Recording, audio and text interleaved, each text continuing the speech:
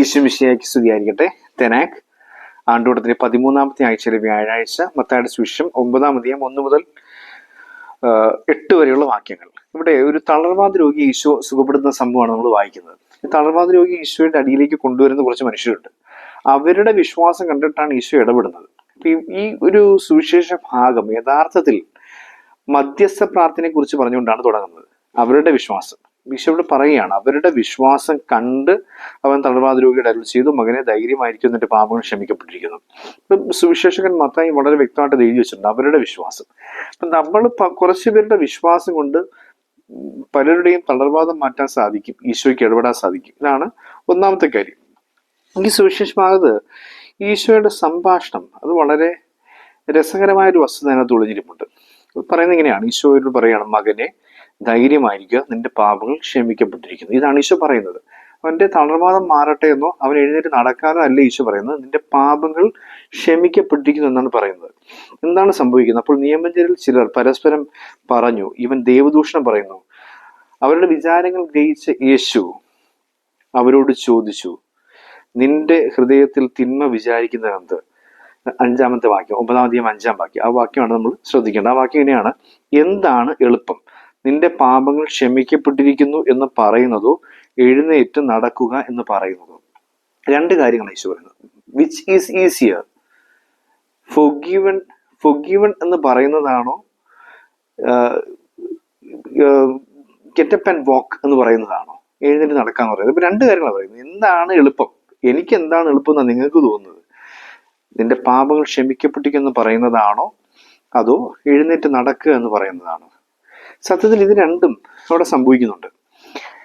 നമ്മൾ ഈ ഭാഗം വായിക്കുമ്പോൾ ഓർക്കേണ്ടത് കൂദാശയുടെ നിർവചനമാണ്. കൂദാശ എന്നാൽ എന്ത്? കാണപ്പെടാത്ത ദൈവവര പ്രസാദം നൽകുന്നതിനായി ഈശോ മിശിഹാ സ്ഥാപിച്ച കാണപ്പെടത്തക്ക അടയാളങ്ങളാകുന്നു കുദാശ. എല്ലാ കുദാശ അങ്ങനെ തന്നെ. ഇവിടെ ഈശോ അവന്റെ പാപം ക്ഷമിക്കുകയാണ്. കുമ്പസാരത്തിന്റെ എഫക്റ്റാണ് പാപം ക്ഷമിക്കുക. ഇതാണ് കാണപ്പെടാത്ത ദൈവവര പ്രസാദം. ഈശോ പറയുന്ന കാര്യം അതാ, നിന്റെ പാപങ്ങൾ ക്ഷമിക്കപ്പെട്ടിരിക്കുന്നു. എന്നാൽ മനുഷ്യർ കാണപ്പെടുന്ന അടയാളം എന്തെന്ന് ചോദിച്ചാൽ അവർ എഴുന്നേറ്റ് നടന്നു പോകുന്നു എന്നുള്ളതാണ്. അപ്പൊ ഈ രണ്ട് കാര്യങ്ങളും അവിടെ നടക്കുന്നുണ്ട്. അവിടെ പാപം ക്ഷമിക്കപ്പെടുന്നുമുണ്ട്, അവൻ എഴുന്നേറ്റ് നടക്കുന്നുമുണ്ട്. പക്ഷേ ഈശോ പറയുന്നത് അവന്റെ പാപങ്ങൾ ക്ഷമിക്കപ്പെട്ടിരിക്കുന്നുള്ളതാണ്. അതാണ് കൂദാശ. കൃപ കടന്നു വരുന്നതിനെ കുറിച്ചാണ് ഈശോ എളുപ്പത്തിൽ പറയുന്നത്. മനുഷ്യർ കാണുന്നതാണ് അവൻ എഴുന്നേറ്റ് നടക്കുന്നത്. അപ്പൊ ഇതിന്റെ ഈശോ ചോദിക്കുകയാണ്, വിച്ച് ഈസ് ഈസിയർ, ഏതാണ് എളുപ്പം? നിന്റെ പാപങ്ങൾ ക്ഷമിക്കപ്പെട്ടിരിക്കുന്നത് പറയുന്ന യഥാർത്ഥ ഇടപെടലോ അതോ നിങ്ങൾ കാണുന്ന അടയാളമാകുന്ന അവൻ എഴുന്നേറ്റ് നടക്കുന്നതോ? ഏതാണ് എളുപ്പം? എനിക്ക് എളുപ്പം അവന്റെ പാപങ്ങൾ ക്ഷമിക്കപ്പെട്ടിരിക്കുന്നു എന്ന് പറയുന്നത് തന്നെയാണ്. എന്നിട്ട് ഈശോ പിന്നീട് പറയുകയാണ്, ഭൂമിയിൽ പാപങ്ങൾ ക്ഷമിക്കാൻ മനുഷ്യപുത്രന് അധികാരമുണ്ടെന്ന് നിങ്ങൾ അറിയേണ്ടതിന് അനന്തരം അവൻ തളർവാദ രോഗിയോട് പറഞ്ഞു, എഴുന്നേറ്റ് നിന്റെ ശയ്യം എടുത്ത് വീട്ടിലേക്ക് പോവുക. അത് അവർ കാണുന്ന കാര്യമാണ്. സെക്കൻഡ് എഫക്റ്റാ. അതായത് കാണപ്പെടുന്ന അടയാളം, കാണപ്പെടാത്ത ദൈവവര പ്രസാദം എന്ന് പറയുന്നത് അവന്റെ പാപം ക്ഷമിക്കപ്പെട്ടിരിക്കുന്നുള്ളതും കാണപ്പെടുന്ന അടയാളം എന്ന് പറയുന്നത് അവൻ കിടക്കയും എടുത്ത് നടന്നു പോകുന്നു എന്നുള്ളതാണ്. അപ്പൊ ഈ കുദാശ അവിടെ സംഭവിക്കുക, പാപമോചന കുദാശ അവിടെ സംഭവിക്കുക. നമ്മളിവിടെ അഫിയമി എന്ന് പറയുന്ന ഒരു വാക്കാണ് ഗ്രീക്ക് ഭാഷയിൽ ഇതിനു വേണ്ടി ഉപയോഗിച്ചിരിക്കുന്നത്. അഫിയമി. ഈ അഫിയമി എന്ന് പറയപ്പെടുന്ന വാക്കാണ് ഫോർഗീവ്നെസ്, ക്ഷമിച്ചു എന്ന് പറയുന്നതിന് ഉപയോഗിക്കുന്ന വാക്ക്.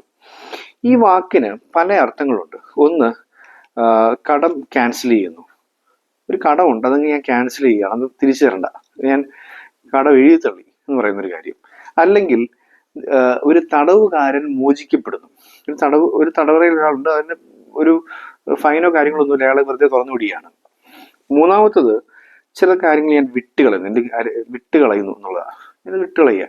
ഉദാഹരണത്തിന്, ശിഷ്യന്മാർ വലകൾ വിട്ടുകളഞ്ഞിട്ട് അവന്റെ പിന്നാലെ പോയി എന്ന് പറയുന്ന വാക്യത്തിൽ ഈ അഫിയമി എന്ന് പറയുന്ന ഒരു വാക്ക് നമുക്ക് ഉപയോഗിക്കാവുന്നതാണ്. അവിടെ വിട്ടുകളഞ്ഞിട്ട് അവർ പോയി എന്ന് പറയുന്നത് വിട്ടുകളയുക ചില കാര്യങ്ങൾ. അപ്പൊ ഇങ്ങനെ 3 അർത്ഥങ്ങൾ നമുക്ക് ഇവിടെ കാണാൻ സാധിക്കും. ഈ അഫിയമി എന്ന ഗ്രീക്ക് വാക്ക് നമ്മൾ ഉപയോഗിക്കുമ്പോൾ ആ വാക്കിന് ടു ലെറ്റ് ഗോ അല്ലെങ്കിൽ ടു സെൻഡ് എവേ എന്ന അർത്ഥങ്ങൾ നമുക്ക് കാണാൻ സാധിക്കും. യഥാർത്ഥത്തിൽ ആ വാക്ക് ഉപയോഗിക്കുന്നത് ഫോർഗീവ്നെസ്സിനാണ്. ക്ഷമിച്ചു എന്നതാണ്, ക്ഷമിക്കുന്നു എന്ന് ഉപയോഗിക്കുന്ന വാക്കാണ് ഈ അഫിയമി. പക്ഷെ ഈ ക്ഷമിക്കുന്നു എന്ന വാക്കിൽ ഈ ഒരു അർത്ഥം കൂടിയുണ്ട്.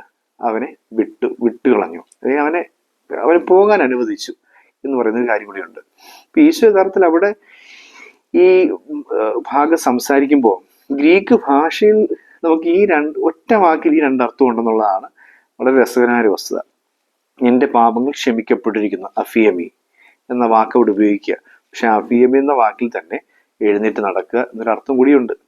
അപ്പം ഈ പാപങ്ങൾ ക്ഷമിക്കുന്നു എന്ന് പറയുന്നതിന് ഉപയോഗിക്കുന്ന ഈ വാക്ക് അഫിയമി എന്ന് പറയുന്ന വാക്ക് നമ്മളിവിടെ ബൈബിളിന്റെ പശ്ചാത്തലത്തിൽ പഠിക്കുമ്പോൾ നമുക്ക് മനസ്സിലാക്കാൻ സാധിക്കുന്ന ഒരു കാര്യം, കുമ്പസാരത്തിൽ ഒരാളുടെ പാപം മോചിക്കപ്പെട്ടിരിക്കുന്നു, ക്ഷമിക്കപ്പെട്ടിരിക്കുന്നു, അപ്പോൾ അയാൾക്ക് എഴുന്നേറ്റ് നടക്കാം.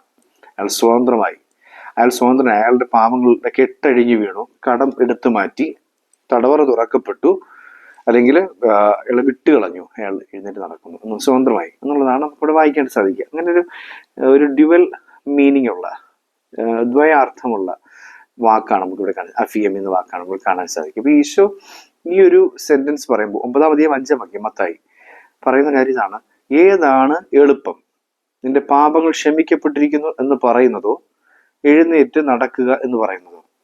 സത്യത്തിൽ ഇത് കൂദാശയാണ്. പാപങ്ങൾ ക്ഷമിക്കപ്പെട്ടിരിക്കുന്നു എന്ന് പറയുന്നതാണ് ദ സാക്രമെന്റൽ എഫക്റ്റ് എന്ന് പറയുന്നത്. ആ കൂദാശ ഫലം എന്ന് പറയുന്നത് കൃപ, കാണപ്പെടാത്ത ദൈവ പ്രസാദം എന്ന് പറയുന്നത്. എന്നാൽ കാണപ്പെടുന്ന, മനുഷ്യർ കാണുന്ന അടയാളമാണ് അവൻ എഴുന്നേറ്റ് കിടക്കാൻ ഇവിടെ നടന്നുപോയി എന്നുള്ളത്. അപ്പോൾ വളരെ വ്യക്തമായിട്ടും കൂദാശയെക്കുറിച്ച് ഈശോ പഠിപ്പിക്കുന്ന ഒരു ഭാഗം, പ്രത്യേകിച്ച് പാപമോചന കൂദാശയെക്കുറിച്ച് ഈശോ പഠിപ്പിക്കുന്ന ഈ ഭാഗം നമുക്ക് ഉൾക്കൊള്ളാം. എന്നിട്ട് ആ ഒരു കുമ്പസാരം നടക്കുമ്പോൾ ഈശോ നമ്മുടെ കെട്ടഴിച്ചു വിടുന്നു, കടം റദ്ദ് ചെയ്യുന്നു, തടവറ തുറന്നു വിടുന്നു, അഥവാ നമ്മളെ വിട്ടു നമ്മൾ പോകാൻ അനുവദിക്കുന്നു എന്ന് പറയുന്ന ആ ഒരു അഫിയമി എന്ന വാക്ക് നമ്മുടെ ഹൃദയത്തിൽ നമുക്ക് കുറിച്ചു വയ്ക്കാം. ഈശോയുടെ ഇടപെടൽ, മനുഷ്യർ കാണത്തക്ക രീതിയിലെ സ്വാതന്ത്ര്യ പ്രഖ്യാപനമായി മാറുന്ന ഇടപെടൽ നമ്മുടെ ജീവിതത്തിലും കുദാശയിലൂടെ, കുമ്പസാരം എന്ന കുദാശയിലൂടെ നേടിയെടുക്കാൻ നമുക്ക് ശ്രമിക്കാം. ദൈവം നമ്മെ അനുഗ്രഹിക്കട്ടെ.